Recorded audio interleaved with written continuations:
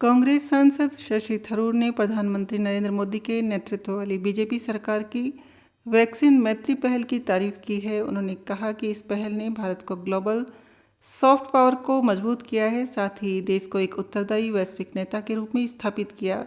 बता दें कि वैक्सीन मैत्री पहल की शुरुआत जनवरी 2021 में हुई थी, जब कोरोना महामारी तेजी से फैल रही थी। उस दौरान भारत ने विकासशील देशों को भारी मात्रा में घरेलू रूप से निर्मित वैक्सीन उपलब्ध कराई। इसके साथ ही कोवैक्स पहल के जरिए भी भारत ने ग्लोबल वैश्विक डिस्ट्रीब्यूशन में अहम भूमिका निभाई। एक लेख में शशि थरूर ने कहा कि भारत ने अपनी वैक्सीन उत्पादन क्षमता को प्रभावी ढंग से उपयोग किया, जिससे वैश्विक मंच पर उसकी स्थिति और मजबूत हुई। उन्होंने कहा कि इस पहल के तहत भारत ने न केवल ज़रूरतमंद देशों की मदद की, बल्कि वैश्विक मंचों पर अपनी भूमिका को भी सशक्त किया। उन्होंने कहा कि भारत ने आगे बढ़कर अन्य देशों को प्राथमिकता दी और कई देशों की मदद की।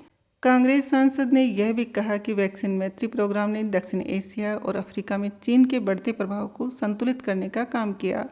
उन्होंने माना कि भारत की वैक्सीन कूटनीति ने देश की सॉफ्ट पावर को नई ऊंचाइयों तक पहुंचाया। उन्होंने कहा कि कोविड-19 की दूसरी लहर के दौरान भारत को अपनी घरेलू ज़रूरतों को प्राथमिकता देनी पड़ी, लेकिन फिर भी उसकी वैक्सीन कूटनीति वैश्विक मंच पर असरदार साबित हुई।